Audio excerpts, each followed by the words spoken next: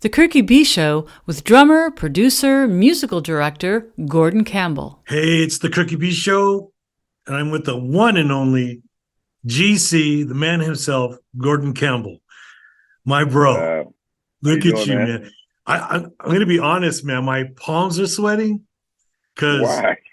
I just did a deep dive. I've known some of the artists you played with, but then I went into a deep dive of all the artists you played with. Uh, My goodness gracious, dude. You played with yeah. some heavies, man. Pop, Mhm. rock, fusion, gospel, jazz. It's like, okay, I'm just going to go down a short list. Earth, Wind, and Fire, Yep. George Duke, Mary J. Blige, Jessica Simpson, Gerald Albright, Layla Hathaway, Neo, Whitney, Houston. I mean, and more and more and more and more, and others to follow, man. It's wow, Yeah. dude. What Yeah. a blessed career you I was have, gonna say it's a blessing. and Yeah, have man. continuing to do so, man. And I follow you on Instagram, and I just love the content you put up on there, and as well as Thank you. being a big fan of your drumming. Thank you. But yeah, And I that want. feeling is mutual. That feeling is mutual, by Oh, the way. dude, I love thank your you, playing. man. Thank Always. you, bro. Thank you, Yeah. man. But And I for just years. Like when I was in college, I used to see your name all the time. So I already knew who you were. So yeah, definitely. hopefully it wasn't at the post office or on a No, no, wanted no. list or It was on a record, on somebody's record somewhere. okay, For right on, sure. man. Yeah. But man, there's one of the things that when I knew about you and started discovering you and what you're into, the first thing I noticed is that you play open handed, Hmm. and I am that just mesmerizes me because there's very few of you that do that, but the few that do, it's incredible. And I think as a drummer, I feel like you guys have the advantage because it's open-handed. There's nothing crossing over, and Right. everything is open. And I always compare drumming to fighting, like Right. boxing or martial arts. And I just feel like by being open-handed, you could hit any part of the drum set at any given time without any sort of struggle. Is this true? Yeah. Without that. Right. Yeah, I guess so. It's weird because I've always played like that. That's the only way I know how to play. So it's hard. It's hard to compare the two. I mean, I can play right-handed a little bit, but so it's just been. But when I sit back and analyze it, yeah, it does seem like it's just easier to get around the kit. Yeah, You know. because when I first saw open-handed drumming, I just thought, oh, that's wrong. That's wrong. But then I was like, wait Yeah. a second, that's Yeah. amazing because you guys could just hit anywhere, anything at any time, Yep. effortlessly, Yep. effortlessly. Man, I wish I had that technique. But man, Yeah. I honestly didn't know that I was playing anything wrong. I started in church. And so the other guys, everybody else in my church, as a kid, there's always like three or four other guys that can play drums too, and we're like fighting over who's going to play what. So right. they played like that. I never paid attention that was wrong. The first time somebody told me that was wrong, I auditioned at college. I had to audition for the jazz, and the jazz band was like, "That's wrong. You can't play like that." And the head of the jazz department was like, "Oh no, but he can play. So we gonna." So Right. nobody had ever told me that until I was, auditioning for college. I never And even thought that it was wrong. which college did you go to? Howard University in Oh DC. man, Yeah, like just talent oozes out of Howard. And yeah, it's what's pretty their deep. music program like? Their music program must be off the chain. Yeah, it's and I've been talking to a few of my friends that work there. It's super jazz. Like the jazz department is jazz. Like they're like no funk, no R&B, no. It's just straight ahead jazz, Oh which was wow. cool for me because I never played straight ahead jazz until I got to college. I played in bands in school, like in middle school and high school, and it was called stage band.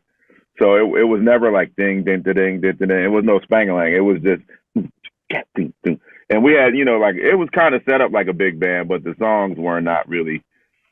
So, but Howard is straight up jazz, and then they have a cool classical department, and they have a couple different things. They're big marching band. All the HBCUs, their marching band program is big, which I also did that too. So, but it's a great school. Also, not to cut you off, DC in general, I learned a lot just playing around town, being in that environment. DC just has a bunch of great musicians, and that's kind of, I learned in school and I learned a lot, but also I learned just playing around town. Now, when you say playing with different musicians, I've talked to a few drummers about this. Do you find that you've become better because you play with musicians that are better than you, or musicians that are on the same level or lesser than? Do you find that, what do you find, how do you improve when you play with other musicians? I hate using absolutes, but I would almost say that's the only way to get better, to play with people that's better. Right. You know what I'm saying? Agreed. Iron sharpens iron. Like, so it's like, if you want to get good, you got to play. I mean, and most of the guys that were really schooling me were not drummers. They were other, like, horn players or keys in the band. And it was like, bro, what are you doing? Like, they pretty much kicked my butt. Right. Yeah, there were days where I wanted to quit. Yeah, it was. They're relentless, man. But the main guy is a guy named Larry Seals. It was a band. He actually went to Howard way before me, but he had a band in DC that was pretty big. His brother was a drummer. His brother was like an excellent drummer. And when he left, somebody referred me.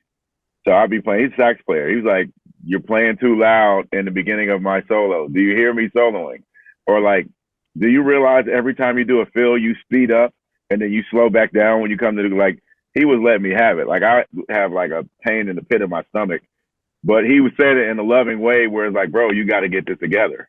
Or even drum selection. Like, back in the day, piccolos were in the early 90s, and in the gospel scene, everybody had piccolos. So I saved my money, got a Remo piccolo, and I was like, I can't wait to use this on the gig. We're playing in a restaurant, and I brought it, and it was so loud.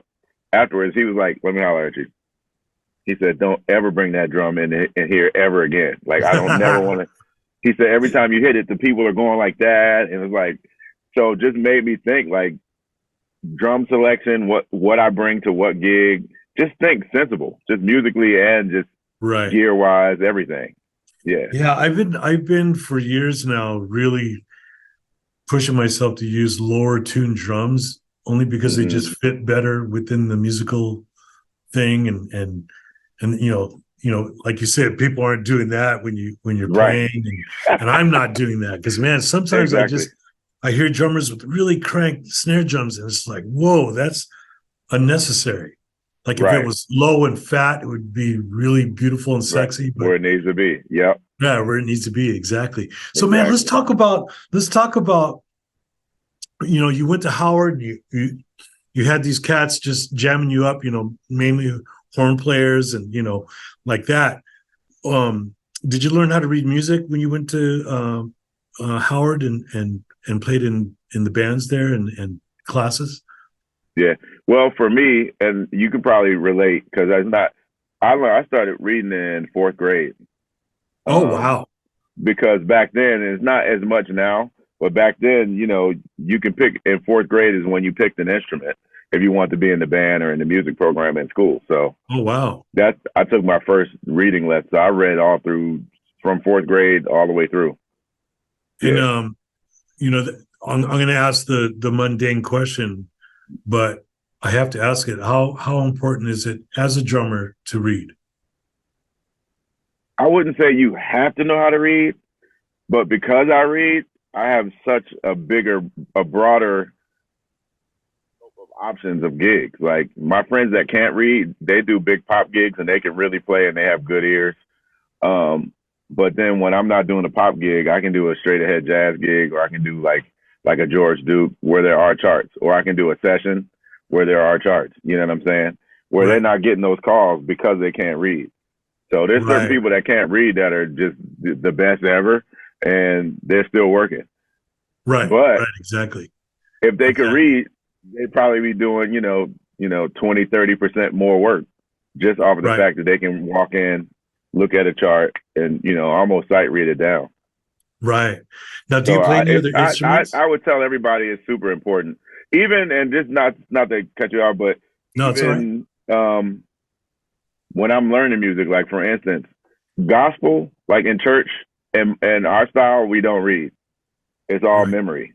So sometimes if it's a lot, now the new gospel is like freaking fusion. It's like Chick Corea or something, a bunch of. So Right. sometimes I'll just jot a little chart down in my phone. I just write it out like this. But other times I use my knowledge from reading, like if I want to go, I know that's a dotted A 16. So if I can't memorize it in my head, I'll go, all right, downbeat is dotted 8 16. I'll just memorize that, and I just automatically know what it sounds like. Right. So Right. it helps me even in memorizing when I'm not reading. Right. I'm using what I know from reading to, translate. Right. And it's like another language. Yeah, it definitely is. Yeah. And with that, do you play any other instruments, and do you know how to play other instruments and read in that realm as well? Yeah, I play keys. Growing up in church, you kind of play a little bit of everything. So Right. yeah, I play keys. I play organ, Hammond, B3, and bass. I play bass too. So I Nice. can read. It would just take me a while just because I haven't done it in so long. What's funny is, like I said, growing up in church, you do everything by ear. So Right. playing organ at my grandfather's church, because my uncle stopped coming to church because all my uncles and aunts play organ. And Okay. a lot of my cousins play because all of my parents or grandparents are pastors. So you just, by the nature of being there, you end up playing something. Wow. So I played organ. So I would play by ear. So when I was at Howard, I took jazz piano, and I would just learn it by ear, and I would just play it back, and I would act like I was reading the paper, and the teacher would pick it. He's like, "Man, you ain't reading that. I can tell you're not reading. Like, read it." And he would Right. make me so, and it was slower because my ears were faster. I could hear it and hear, okay, that's this chord, that's this, that's a B natural, not a B flat. I could just hear Right. it and play it. It took me longer to read, but I can. It would just take me a minute. And also, percussion was my main instrument, so I had to play mallets. I had to play vibes. Oh, okay. I'm not So, good on man, vibes. More marimba is a little easier, but timpani, and so I had to, you had to read the notes. you are just well-rounded. I just knew I wanted to be a drummer. I wanted to be a percussionist, drummer. Right. So that's all that you had to take, Right. to be part of it. And which leads me to this next segment we're going to go into, man. I know Okay. now that you told us everything that you play, and you came up in church and playing all different instruments by ear, and being hounded by the horn players. I see on Instagram all the different styles of music you play, but more importantly, as a producer, let's talk about that. Mm-hmm. First of all, what's your latest project that you're producing? I'm working on a couple different friends of mine. Like one of my friends, Andrea. She is a smooth jazz guitar player. She plays with Kirk Whalum. Plays guitar with Kirk. I just did her EP. Yeah, I just produced her EP. But for me, my main focus is my album. I did a album called Conversations that came out in 2020. Right. And I didn't have a lot of footage, and I've been trying to get picked up by like booking agents. They was like, "Well, we need footage." So I was like, you know what? I'm just gonna do a live thing. I rented out East West for 2 days, East West Studios. And when I was telling the label about it, he's like, "That's just a new album. Like what you're explaining is an actual." So it's called Conversations Live. It's the album. The original is Conversations. The new one's Conversations Live, with an audience of about 80 people, full band, singers, everybody. So that's what I'm focusing on now. And where can we get your music? Plug it. You can get it everywhere. The Bandcamp is probably the best. Bandcamp, out of streaming and all that, Bandcamp, just Gorden Campbell, Gorden Campbell, Gorden Campbell, or any other streaming sites, Spotify, Apple Music, Tidal. It's everywhere. Nice. You can even go on YouTube and look up Gorden Campbell Conversations. It's going to come on. And actually my live, the live that I just did, the actual album is not out yet, but I did a live stream because I did a crowd fund. So some people paid to watch it live, and we did it through my YouTube. So I told my video guy, just leave it up. So the actual live is on there with all the stop starts. We did each song 2 times. I can't hear it. I just left the whole set. It's like a 3-hour long live on my YouTube channel. So an intimate evening with Gorden Campbell and yes. friends.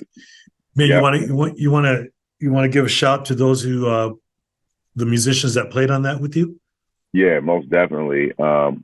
My boy Eddie Brown is like one of my great friends. Eddie Brown's a keyboard player from Michigan. He lived in LA for years.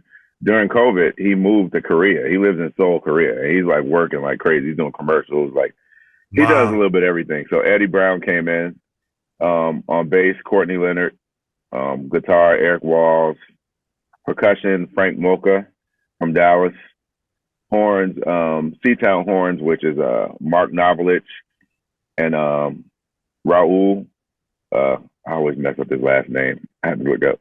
They're called Seatown horns. You can find them. They're dope. And then I had my boy Jordan DeTiege on sax and Alex Wasili from Dumpster Funk on trombone. Wow. And then, singing, I had a friend of mine, Carmel, my daughter, Morgan Campbell, and then TJ Wilkins singing. So I had 3 singers, 4 horns, and, full band, full rhythm section. Wow. That's incredible. And let's wind it back a little bit to you. I saw a clip of you and your daughter making music together in the studio, and I just thought, wow. Not only is she lucky to have a dad like you, but you're right in there with her, and she was telling you stuff what to do.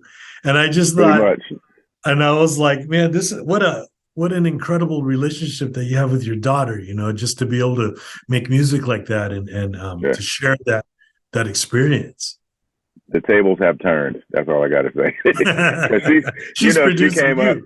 Yeah. I was like, come on, man. She came up just being around me. Like, if I had a session, one day I did a session with Stevie Wonder. It was like a random session. They were like, Stevie wants to know, can you come play on this thing? I was like, all right. So I did it. It was a Friday. That Monday was, I think it was Memorial Day. So it was like a Monday off. And me and my daughter, we used to ride bikes at the beach. And they called me back. Like, yo, can you come back? I'm like, today? Like, it's like Memorial Day. They was like, yeah, Stevie just works like that. It's just whenever he wants, you just got to go.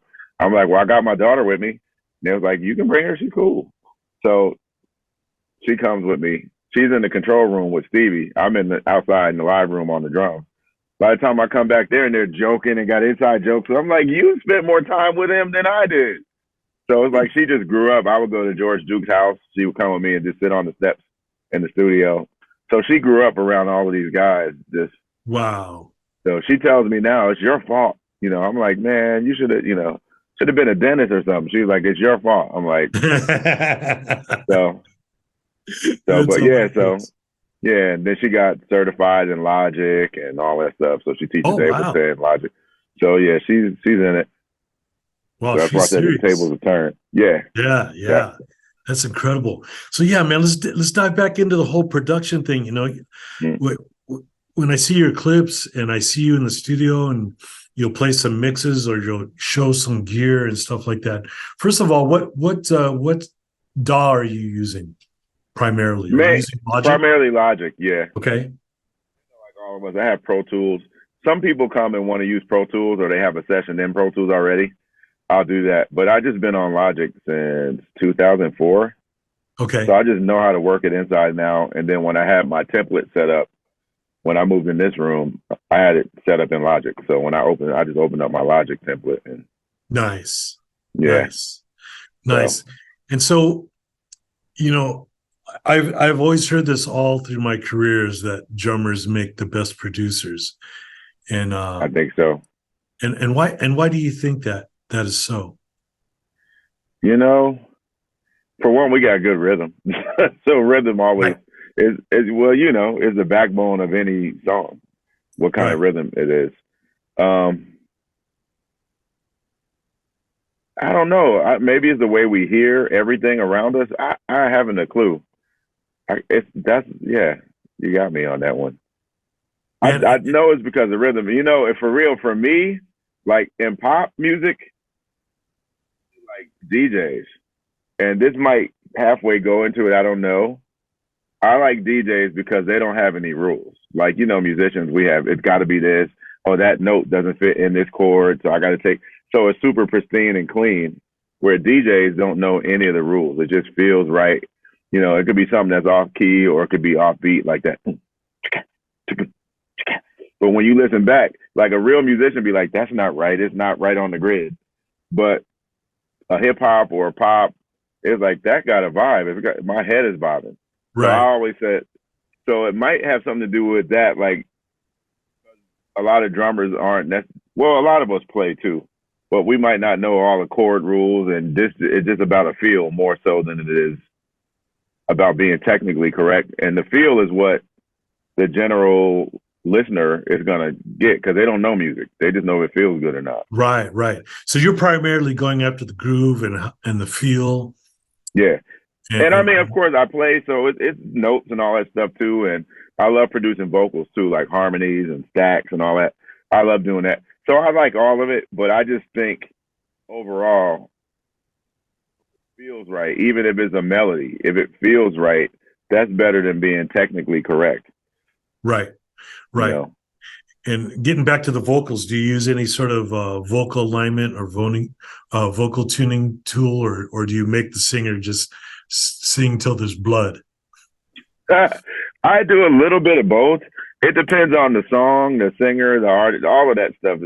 But I tend to personally, I always put auto-tune on really low. Like, you don't really hear it unless you're like a musician. Like, I just like the way it just makes the vocals stick. So I do use that sometimes, but I still make them sing right first. Right. I make them sing where I want it, I don't really use auto-tune as much as what it's supposed to do. What I do know is it smooths out. If there's one little note that's a little flat or sharp, it'll just smooth it out because I have it down so low, But as a producer, what are your thoughts of when like T-Pain came out and just turned it up all the way to 100 and just let it go? Well, as a purist, I'd be like, but I'm not a purist. I like new stuff. I like, can't knock his hustle because he did something different. Right. So right. Now the only problem with T-Pain is when he wants to just sing normal, nobody wants to hear it. They don't want to hear it.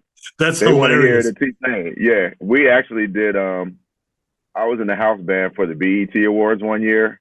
It was the year Michael Jackson died because we literally. Oh man. He died that same week. So we were at Center Staging, the rehearsal place, rehearsing for you were for a TV show. We rehearsed for like a week. Right. And then by that Friday, we were at the Shrine, camera blocking with the artist and all that. And Michael died. Literally, I was on my way to the Shrine when they announced him dead. So I get to the Shrine, we rehearsed. They was like, we got to go back to Center Staging. Now we got to do a whole new set of songs because now we got to do a tribute to Michael Jackson. Oh, anyway, one of the artists that was supposed to be singing was T-Pain. And he was just singing, I think, Rock With You or something, but without the auto-tune. And he did it. He sounded decent. It was cool. Like, That's cool. That's cool. They shut it down though. The producers were like, no, like they didn't want to hear him. And I don't know if I can tell that. I'm too late now, but they didn't want to hear him singing without autotune. And he was like, I could actually sing. Like I can. Right.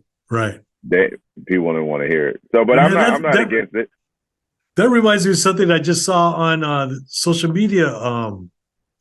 Flavor Flav, man. I had no idea he was like a classical pianist. I saw that too. I just saw it on Instagram. Did you see that? Yeah, crazy, right? You never know. You never know. Yeah. You never know. So getting back to production, man, I just think, like a lot of my favorite producers were ex-drummers. Mm-hmm. For example, Morris Day, who I played with, he produced a lot of his solo stuff, or actually all of his solo stuff. Yeah.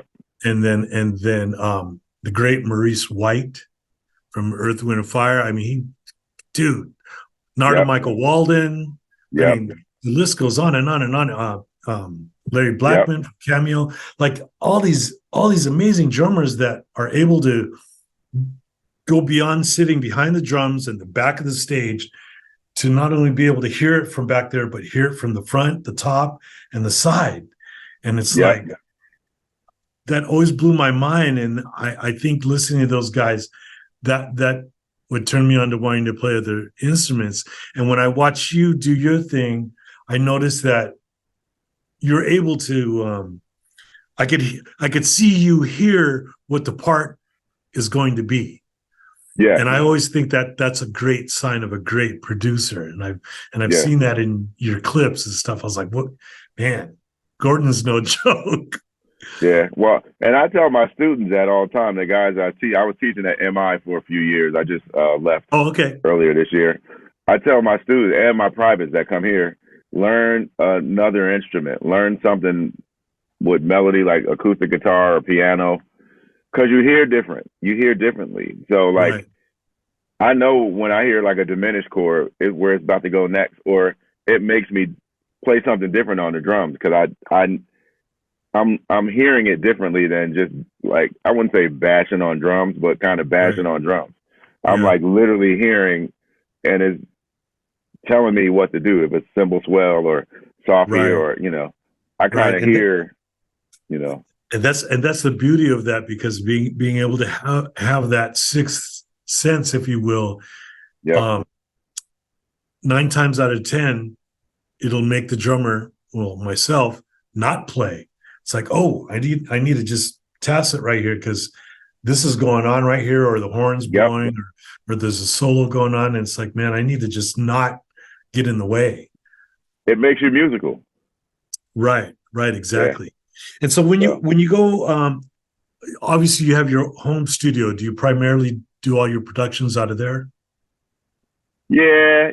Most of the time I'm here working, or at least I'll get it started here, like the basic track. Because sometimes I'm not playing drums, I just program the whole track. Okay. And then if it's vocals or something, I'll go to another studio. It just depends on the artist. Right. I do like working here though. You're not one of those producers that has to play drums on everything. You'll program it. Mm-hmm. Do you ever hire outside of yourself and have someone else come play drums? I have. Nice. I produced a gospel album, 2007. For this label, Gospel Centric. Okay. And that's the label that had Kirk Franklin, the Clark sisters, Kurt Carr, all of them. And she hired me to produce a compilation, because back then, gospel artists would have to sign almost all their publishing to the label. They didn't sell as many records, so that was just part of the deal. So she owned all of these songs that never came out, and I produced it. And I hired Teddy. Teddy Campbell played on one. Chris Johnson played on one. And then I think I did the rest. But it was like, I don't want to just play drum. I want to sit in the back, because you hear differently too, you know. So I'll hire out somebody else too. And sometimes it's just a different feel that I want that ain't me. That I know that this person, you know, like if I got something that sounds like Chris Dave, I'm gonna just call Chris Dave and ask him to play on it. Exactly. I can, you know, and we were in Howard together. We went to school at the same time. Oh, wow. So, but I still ain't him. I'm not him. And that's not, you know. So, yeah, I'm not opposed to hiring somebody else. Right. A lot of times I don't tell people I'm a drummer when I produce, you know, and that's a whole nother conversation. A lot of times if you're a musician, they don't think you can produce. So that's what I've come across. So a lot of times they don't know I have to play drums until they come in my room and see a drum set in the other room. Like, oh, you play drums? Like, yeah, I do. I downplay it, but sometimes I just want to be just a producer. Right, exactly. And that leads you to my next question of how important is it for a musician, not just a drummer, but a musician, to wear different hats in terms of, like, you know, writing, production, that kind of thing. How important is it to you, in your opinion? I think it's super important, because it all adds to your musicality and how you play. You know, like if I'm playing with a Jessica Simpson or a Brandy, or, you know, for one, most of those producers that are doing, maybe not Jessica, but like a Brandy, most of those producers don't play instruments. They barely play piano. They're programmers, basically. So I have to think how they think. I have to think, if it's no hi-hat on that part, don't play hi-hat there. So Right. me as a producer, I know if I'm making that beat, there's no hi-hat. So as a drummer, I'm not going to put 16-note hi-hat somewhere, but the track is just going, I'm not going to go, because there's nothing there. So I think it just opens up your mind to how you think about stuff and how you approach, especially now, a lot of the producers with the trap style music and a lot of hip hop too, and pop, their production is all programmed. So it's like, you got to kind of play it. You got to have the mindset of a programmer to play it like that, And what are your thoughts on, like, for example, what you just said about how these records are produced and they're heavily programmed, but then it's time for the artist to go play it live, and you go to SoFi Stadium and you're like, wait a minute, that's not the beat, that's not the groove, because there's a live dude or a live woman up there playing drums and it's live. Do you feel that it needs to be exactly like the record, or should that whole live vibe be live vibe with live musicians? It's weird because some art, and that ultimately depends on the artist. I don't have an opinion on it. I tell them I'm like an MPC drum machine. I don't have no feelings. Tell me what you want, I'll play it. Right. If you want drummy, I'll play drummy. If you want machiney, or but most gigs, it's a mixture of both. It's a mixture of capture the track of the record, capture that, even if it's not drummy. And then certain areas open up a little bit more. Certain areas, go drummy. So that's I would say 99% of the gigs I do, they want a live feel, but they still want it to feel like the record too. Like the part, yeah. They want it to be like the record, but be you. Yeah. So what I normally do, I go in on a gig like that, I'll play the part verbatim. Like I'll play, and that comes in, now electronics come into play and triggers, because I want the sound and feel just like that programmed drum part. And then if it's a spot at the end of a phrase, I might, I'll do a fill. Right. And maybe coming out of a bridge, I might do a big fill, like on what they would call a gospel chop or something at the end. But I just watch the artist, like, or the MD or whoever's in charge, like, all right, play more. Most of the time they'll go, you can play more. Because I'm like, I want them to know I really studied the part and I got it. Right. And then they'll tell me, like, open up, like, you got it. The first time I did something with Ricky Minor, it was with Whitney Houston. And we did a song called Heartbreak Hotel. It was Whitney, Faith Evans, and Kelly Price. We did Billboard Awards in Vegas. And I had never met Ricky. I was referred. So we're doing it. He's like, I know you know the song. Like, I can tell, thank you. I appreciate it. But now play. Like, you can really, I just wanted to set, like, okay, I got the part. And then once he said open up, I played the part in certain spots, and he was like, that's it. Right. So I always think that's a good starting point. Just start playing the part verbatim and then find your spots. And as you get more experience, and the more you know that artist, you'll know where you can open up. Or, all right, let me put. I've done fills before where I'll never forget, I did something with Jessica Simpson. And I did something real fast, and she was singing, and she, like, paused, and she, like, giggled. I was like, note to self, don't ever play that lick on this gig again. So I'm actually watching, paying attention, like, all right, keep it here, certain thing, Then I played with Philip. Phillips, he won American Idol 2012, and he wanted me to, like, play. We actually did a tour in 2013. We opened up for John Mayer. And he likes all of that. He likes Dave Matthews, so he loves, like, Carter Beauford. And so he was like, play. Like, the more licks I do, he would laugh, like, yeah. And other artists, like, So I kind of pay attention to what the vibe is of the gig is too. Right. And I think as drummers, that's the important thing of sitting in that chair, is to be able to vibe what's happening on stage with the artists, with the other players in the band. I call it reading the room. You got to read the room. Read the room. Man, speaking of read the room, I'm jumping off into a whole other topic, but reading the room reminded me of, I saw you, and I always see you, and I always do because I always comment, but you always are up in the hills and the canyons hiking, bro. Yeah. Like, you are fit, man. You're my hero. I don't know if I'm fit, but I'm trying to get there. You're my hero. If I was home every day, I would probably go almost every day. But just I go when I can, and sometimes I won't go for a couple of months, and then I'll get back on it. But yeah, I love being outside, and you can't see my foot now. I got a I turned my ankle yesterday at the hill. No! How did you do that, man? I thought I heard something in the bushes, and I took off running. I stopped running, and I only ran maybe like 5 feet. I was like, oh, it was just like a reflex. And I could probably lie and say something else. No, I was like, oh, because I seen a coyote up there recently. So I was like, I don't know. And the bush is thick, and it sounded like something big. So I didn't even think about it. I just took off. And when I stopped, I even laughed at myself like, yo, you're an idiot. But when I stopped, like the heel of my left foot was just hurting. So I got a brace on it now.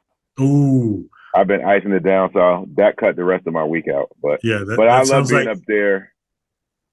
Dang, I'm diabetic, and that keeps working out keeps my sugar level too. It releases that insulin on a health note.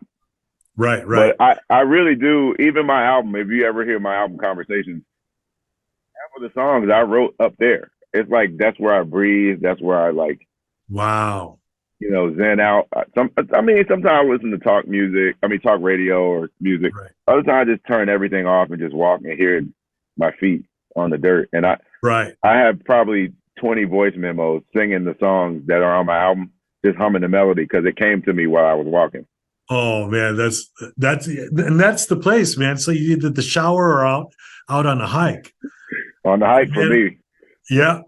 So man, we're just gonna wrap this up, man. Before I do though, I just want to make sure that everyone knows where they could follow you, where they could download all your music and stream it. Let's have it. What do you got? Where you at? Well, I'm on Instagram more so than anything else. Facebook is just Gorden Campbell. And Gordon is with an E, Gorden Campbell. And my Instagram is where I'm at most of the time is Gorden 512, Gordon 512 is my IG. I have a website. I just got to get more stuff on it, GordonCampbell.com. Where else? And then my music Conversations is, like I said, you can go to Bandcamp/Gorden Campbell and find Conversations. I'm going to have some merch and stuff up there pretty soon too. Nice. And then all the other streaming platforms you can find me, and YouTube too. You can go to my YouTube, and my whole album's on there too.